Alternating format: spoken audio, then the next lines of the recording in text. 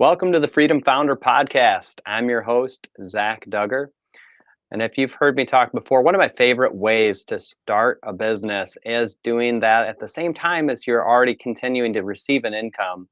So, my guest today, Ryan, had that experience of working nights, weekends, and using even PTO to start working on a business that he was already involved in and getting it going.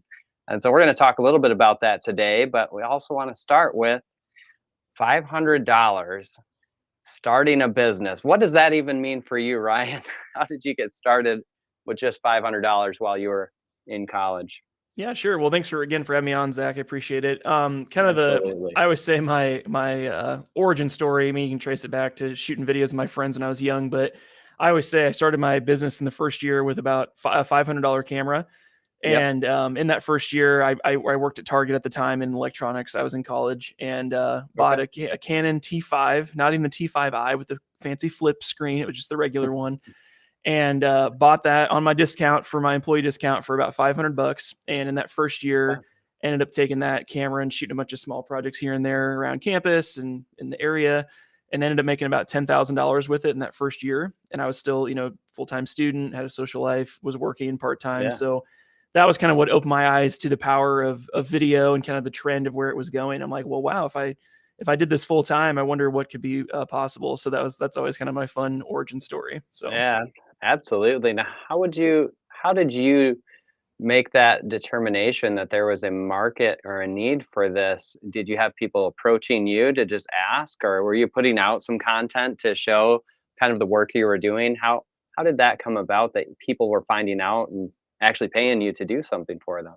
sure, yeah. So I mean, there's kind of both. I would say the natural demand for it's there. I mean, everybody Yeah. needs videos of everything, whether it's like church services, weddings, business Hmm. promotions, literally anything you could think of. Everybody needs video for it. So there was that Yeah. piece, and then just I feel like it's one of those things like. Well, I guess I'm kind of biased towards it, but everybody knows a guy that sells insurance. Everybody knows somebody that sells houses. It's like anybody in my network that Yep. needed video, they're like, "Oh, well, Ryan can do that for me." So that was kind Okay. of the thing that got me out into the wild with it and trying to try things out that way. So you had been able to demonstrate your skill set, and others were aware of that skill set and started to reach out. And I imagine from there, you started to get people referred to you from others. Is that kind of how that natural increase in business occurred, or how did your business then start to continue to grow? Sure, yeah. So kind of my story was I started the business in college, just kind of a side Yeah. hustle thing here and there. And then after I graduated, I ended up working for a marketing firm for about 4 years or Okay. so. And while I was doing that, I was moonlighting, doing nights and weekends just when video projects came up. But it kind of got to a head in 2020, 2021, 2020, 2021, somewhere around there, Yep. where I was working, my full 8-hour day, and then I just was putting in like 4 to 5 hours every night, all weekend, all nights. I was taking PTO to go do shoots because I just Right. didn't have time to do it. So it's kind of coming to a natural head. So that was kind of the point when I knew I could go off and do it full time and be, I shouldn't say comfortable, but it was a lot less of a jump off the cliff than it would have been if I'd have just jumped off and done it without it having any customer base existing already. So Yeah. Yep. And I did preemptively state that it's one of my favorite ways that I see people starting a business is doing something that they can do on the side as a side hustle and start to gain an income while they're still receiving an income so that it's not all dependent on this new activity that they're engaged in. It's not mhm. always going to work that way because not all businesses can be started in that manner, but I do find that there's a lot of value when you are able to take something you're interested in and have energy and passion behind and get that going like you did. Absolutely. Well, and I think that and having proof of concept's huge for any Yeah. business owner, right? It's like, oh, I want to start the Uber of fill in the blank. And it's like, well, now I Yep. need seed money and I need 100 employees and I need all these things. And it's like, is that even what the market would pay for? So I think that's a Right. huge thing that people need to think about is like, if you're doing a service-based business, even if you're doing something normal like carpentry, plumbing, being a dentist or whatever, it's like maybe go work for a dentist for a couple of years to figure Yep. out all the odds and ends before you just leave dental school and launch a business and take a bunch of risk. I'm very risk averse in that way. So Yeah. it was natural, like having something lined up that is at least desirable and an in demand product or service that somebody would has paid you for and will continue to pay you for if you wanted to go off and do it full time. So Yeah, absolutely. Now, doing something like that on the side does have its constraints. When you did start and doing this full time, what was the even a percentage or multiple that you experienced on growth during that first year? Sure, yeah. So, I mean, the amount of time I got back to actually put Mhm. into the business by doing it full time, you just don't even realize how much growth you can have there. I Yeah. wanted to say like the year that I went full time, revenues increased by at least 150% just because I had so Wow. much more time Yeah. to put into the business and stuff like that.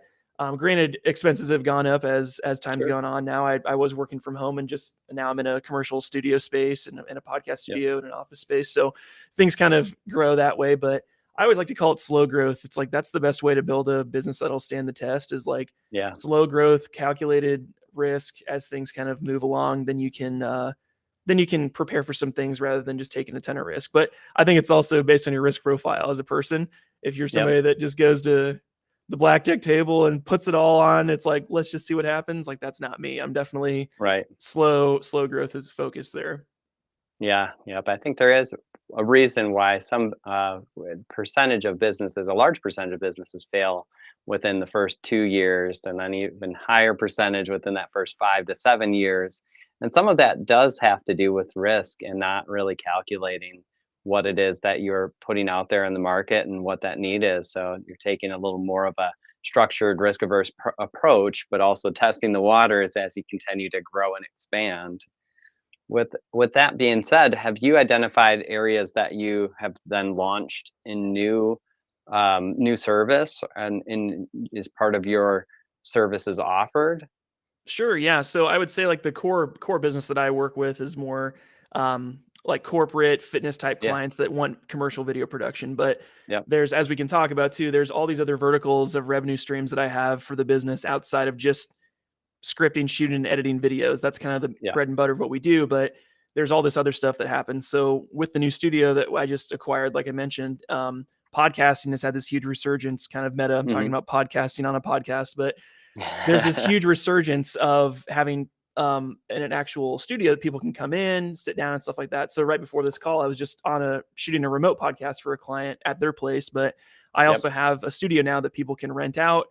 They can also have camera operators and access to our gear. We can do done for you editing. That was not something that I previously offered before. And then Yeah. outside of just the actual like Snod Media Group production stuff, I also have other things that I do online. So I guess you could say I'm an online influencer, if you will. I have an Sure. online presence with my YouTube channel, Facebook group, all these different things. Yeah. And throughout the years, I've started selling online digital products like online courses, let packs, email templates, a bunch of stuff like that, just to try to Mhm.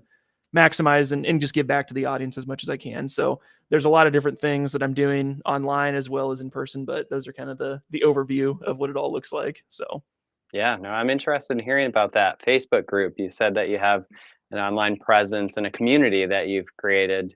Talk a little bit more about that and how many people are actually now in that group.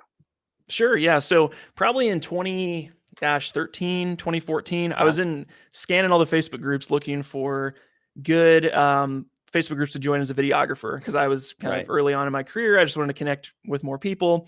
And there was like this overarching, like, it was a bunch of old grumpy men that had been in the business for 20 plus years that were Sure. really upset with younger people for asking questions and wanting to Mhm. get into the space because they just didn't like the newcomers. So after Okay. being in like 4 or 5 groups, I'm like, I'm just going to start my own group and really try to focus it towards business and like helping people with sales and marketing and just being a good resource. So started the group then. And now we have over 94,000 members in the group. I have 10 moderators that help me run the group, Yeah. and it's the largest videography Facebook group in the world, which is pretty cool. So we get probably 200 to 400 new members a day request to join. Wow. Okay. But we have to kind of sift into getting this big. Now we have so many Sure. Asian bots that come in that Okay. we have ask questions and they say, okay, admin to every question and all Mhm. these different things. So you have to kind of sift through a little bit, but that's been a really great place, not only just to like build an audience from scratch and like learn and actually do the Yep. marketing strategies that I encourage my clients to do, like actually put the boots on the ground and do the work. But then also as a feeder funnel for all my online programs that I sell, all my other things that I do, free education things, my YouTube channel and other things that I can kind of cross pollinate and cross promote. And I'm a Yep. huge fan of diversification with social media presence. I know a lot of people that have a huge fill in the blank following, like Facebook group or huge Hmm. YouTube channel, if for some reason, and we've seen this a lot with TikTok recently, they've just been banning accounts for no reason. And Yeah. you can't put all your eggs in one basket in that way, similar to how I've diversified revenue streams. So if people all of a sudden decided they didn't want videos done, or we have a pandemic that makes it we can't see each Yeah. other, there's other ways that we're making money. Same practice and same method with social media. It's like you need Yeah. to have a presence on all of them. You don't have to be kind of like Gary Vee always says, putting out 4 pieces of content a day on each platform. Like if you don't have a team, that's not sustainable, but being at least present on them and trying to kind of take a little chunk at a time to grow your following on all the different platforms is really important there. Yeah. So diversification across social media platforms is similar to that diversification of income streams. So you're increasing your presence and making yourself increasingly known, but also then establishes some opportunities for individuals to see your work and for them to interrelate with one another. But getting yourself out there is one of those areas that are key. Now, there are people who are a little more averse to social media only because that's either unfamiliar, unknown, or they've seen negative connotations associated with social media. What is your current take on social media as it relates to just business in general? As it there are businesses maybe that I think that could value or get value and benefit from having a presence on social media, but maybe don't currently utilize it. But I'm just curious about your take on social media for businesses, and then even as it relates more specifically to your area, video marketing of businesses. Yeah, I mean, I'm really biased, but Sure. gosh, everybody needs to be on social media. Like if you think about even, 30, 40 years ago, there was so limited ways to get in contact with the masses. You'd have to Yep. take out an ad in the yellow pages, run television ads, you'd have to have billboard, like you have to pay a bunch of upfront money, which really gated attention, right? It's like only Yep. large companies like Coca-Cola could buy advertising. Now, the little guy can have a voice, and I think you're just crazy if you still aren't on this like, "Oh, we're not really on social media. We don't need to do it. We get Yep. word of mouth marketing, that type of thing." And hey, take advantage of all that stuff while you can, but you owe it to yourself to at least have a presence. I've had that plenty of times where companies will reach out to me and they'll say, "Hey, we need marketing done." And I see you actually take marketing serious with your own personal brand, and like you're Yeah. doing the things that we want to do, and you've gotten the success that we want to get. Like you're walking the walk. Like that's really what it comes down to. So obviously that helps me just to walk the walk. But like I said earlier, I love being the guinea pig. I always say, Yeah. "Hey, you guys should really be focusing on Instagram reels." And they're like, "Well, blah, blah, blah." So then I focused on Instagram reels for 2 months, grew my account by 700%. And they're like, "Holy cow, like you've been doing some great stuff. We should do that too." I'm like, "Yeah, we should." So some of those things you can practice what you preach, but I'm a huge advocate for just being present. And I would say like for those folks out there that are like, "Well, this is a huge waste of time in terms of Yep. like my day to put on social media." I always say like start with the one platform that you know your audience is on. So if there are Yeah. people that are listening to this on LinkedIn or they're watching it on social media or wherever, if you're a B2B business, like LinkedIn might be the platform. Just focus on one. And every week, just try to put one post out there. And then once you get in a rhythm, it's like, okay, maybe I could do every other day or 3 times a week or something like that. And then you can kind of evolve that process a little bit further. That's what I would encourage people to do is like find the one platform that you know your audience hangs out on and then kind of reverse engineer how can I be present there? How can I at least be showing up for people there? Yep. Yes, and establish a routine that's sustainable. Like you said earlier, Gary Vee may be recommending 4 posts a day across multiple social media platforms, and that's not sustainable for most people. So starting with that one platform once a week, and then building from there, building out those routines and habits. Well, Absolutely. yeah, I think you're absolutely right. I mean, even the small guy, like you said, they're going to have a better presence, a better return on their investment of time. Really, social media doesn't have to have a cost, and so if you can take that time to just have that initial presence and additional presence, because you know your competitors are. Absolutely. Yeah. And I think another practice we can do as well as now iPhones, if people are on iPhone, you can do phone audits of screen time, which is such a really fun Uh-huh. thing to dig into. I Yep. have personal like apps that block, like for specifically TikTok. I will not do more than 60 minutes a day on there, whether that's Yeah. I'll do research on there for clients. I'm also just browsing for my own interest, but then posting on there as well. So I would Yep. encourage folks to like put limits on if you're on social media, like you're not just scrolling around, like you're engaging with posts that are in your niche. You're looking up, your competitors or your potential customers, and you're engaging with them. You're making a post, like get in, get out. That's what I always say. And then Yeah. try to shift your mindset from being a consumer to a producer. So Yes. don't look at it as, you're going to the restaurant to pig out at the buffet, because that's what a lot of people do in terms of content. You're just mindlessly Right. scrolling. You're going there to cook some food, put it on the serving tray, and then get the heck out of that restaurant. So you're not tempted to go and just binge all the food in the buffet. You want to try to just be there, Yes. produce, give things that are important to people, and then get out. That's my biggest advice there. Yeah, no, I really appreciate that advice. I think there are a lot of people who just consume content online there, or they consume content, video instruction, they consume knowledge, but they don't apply it. And if you're not applying it, you're not making progress. And so in this case, if you're not actually creating or producing content, you're not changing your presence in those platforms. You're just another person who's consuming the content of others. You can be putting that out there. So I appreciate that.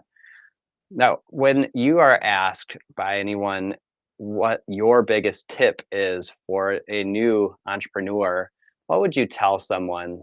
One big tip to give somebody that is just starting off in business and wants to hopefully be successful, and they're seeing you at your point at which you're at now, and they're saying, "Okay, how can I get there?" May not be the same type of business, but how can I also achieve success? That's a great question. I think my biggest tip that I give people that reach out to me is like, if you have an interest or in a business, let's say that you want to start, Yeah, never chase the money. If you want to start a business from scratch, you have to have a passion for whatever it is you're doing. I mean, I've plenty of yeah, people that reach out to me that say, "Hey, I want to get into real estate. I want to get into stock trading. I want to do XYZ insurance or whatever." And I'm like, "Do you even have an interest in that?" I'm like, "Well, no, I just know a lot of people that make a lot of money in it." I'm like, you will never be fulfilled in life. And that's like yeah, very woo woo type stuff. But I always say, if you're going to start a business, do something that you love, something you're passionate yep, about. And if the actual like execution of that service or product isn't the passion, you can always tie it back to something that you're passionate about. It's like, okay, we're making t-shirts. Okay, we're making a t-shirt company, but we're making them specifically for weightlifters, and I love weightlifting, so that's like we're providing clothing for these. Like you can find a way to yes, tie it into your passions, right? So for yes, me, I was very passionate about marketing, not even so much like production of video, which a lot of people are surprised about. mhm, um, I'm competent, I'm pretty good at it. If I'm not to toot my own horn, but that's not the thing that I love to do. Like when I start to hire people out in my business in the next 2 to 3 years, it will be for the production of video, so then I can focus on marketing strategy, helping businesses, and really educating people about marketing, because that's what I love to do, is helping people yep, with that stuff. So it takes a little bit of self-knowledge and like self-work on like, what do I actually like? What do I want to do? But I would say do something that you love first, and something that you find passion with, that you're going to put the time in late at night, not solely for a huge paycheck or something, but that you actually see yeah, an impact in the world that you're proud of. yeah. And every time I've tried to do something that was just chasing money, as you described, none of it has ever worked out very well. So Right. it Right. absolutely resonates with me. When I pursued something that I was more passionate about, I've had the most success that I've ever had. So I think you're right on with that. And same with people who have an interest in starting a YouTube channel, or putting out, producing content. If they're not going to be doing something that they actually are passionate about and enjoy doing, they're not going to keep it up. And if they're not doing it just because they think they're going to make money, they're probably not going to make money at it either. That's always what I've heard as well. Right. It's kind of ironic. Like the world literally forces you to just do the thing that you're meant to do.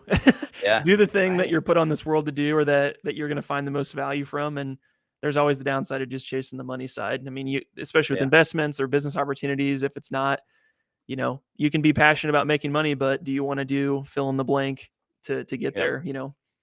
Yeah. Well, what is your biggest lesson learned and working on starting your business and building it and scaling it and continuing it today?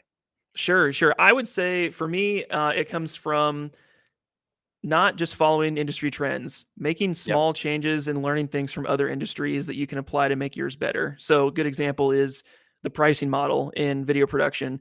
As long as it's been around, everyone does a day Hmm. rate. There's a flat rate price for a project, and it's very like a dated process, I would say. So, the Sure. biggest change that I've done is doing value based pricing and project retainers for clients. So Okay. pricing a video project, not just based on the hours that's going to go into it, because you can't scale very well if if you're shooting a video for Coca-Cola that's going to be on a Super Bowl commercial versus Yeah. a nonprofit that has no budget, like those are two very different clients. So pricing the deliverables and the strategy based on the value to the client has been a huge thing for me that I would say is a differentiator, but kind of a new thing that I've taken into it. So trying to apply those things has been really helpful. And then, like I said, learning from other industries. So seeing what Netflix is a subscription-based service that they're getting recurring revenue every month. Looking at other service-based people that are like high-end consultants that, okay, 1 hour of their time is worth $20,000. It's like, well, what validates that, or what warrants that price tag? Yeah. So learning from other industries on the pricing side. And then also, like I mentioned, having those key differentiators very clearly lined out for people. So when I hop on calls with people, it's like, hey, here's what you're going to find in the whole like market of video production. There's a kid in college that doesn't know very much. There's large scale video production agencies that are going to charge you hundreds of thousands. Here's where my company sits, and here's how we're different. Here's who we are, and here's who we're not. So I think really knowing yourself, knowing your service and your product and where you fall, you don't leave it up to question for your clients to be like, well, they're trying to make all these decisions of like, well, where does Ryan's company fall with this other company I'm talking to? Like, just line it out for them. Hey, here's where we sit. Here's what you're going to get if you buy this or pay for this. Here's what you're going to get if you go with them. I could care, and I shouldn't say I should care less, but I want you to pick the right choice for you. And if it's not me, that's okay, as long as you know where we're different and where we can help you. So, yeah, those are a great lessons learned.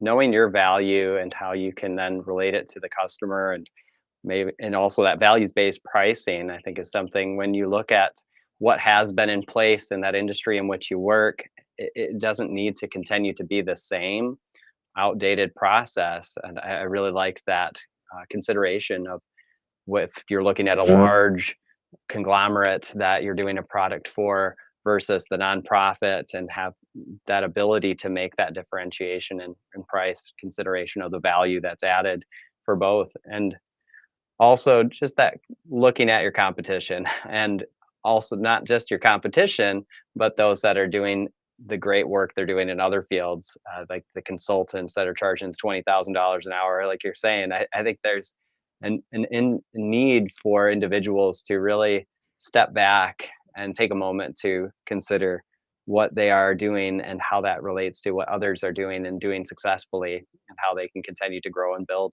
upon that.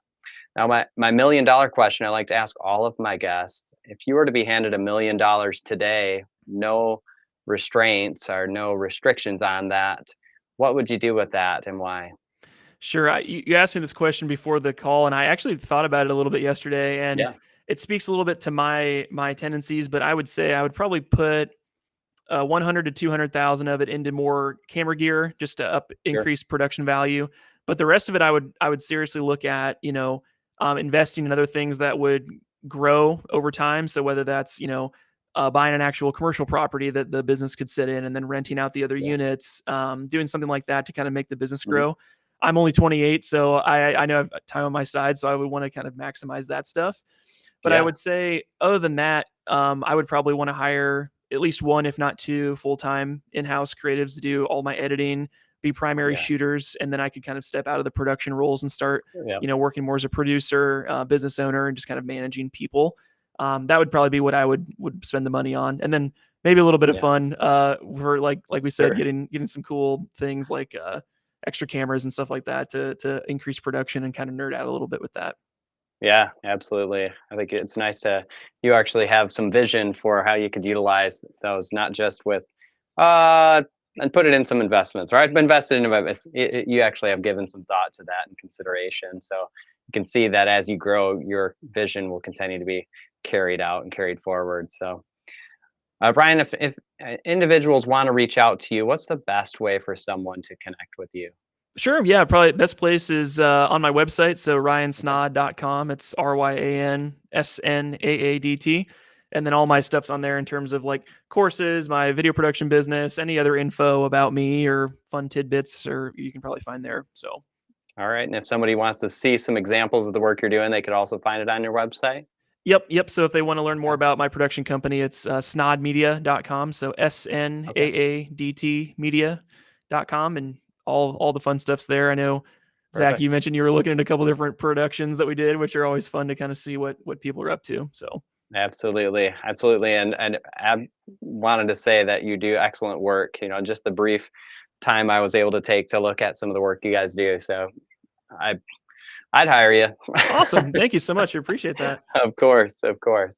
Well, thank you for being a guest today and just sharing some of your experiences. I took some notes. You provided some additional enlightenment for me as well. So thank you, Ryan. Awesome. Thanks for having me, Zach. Yeah, of course. And I look forward to just seeing where things go from here.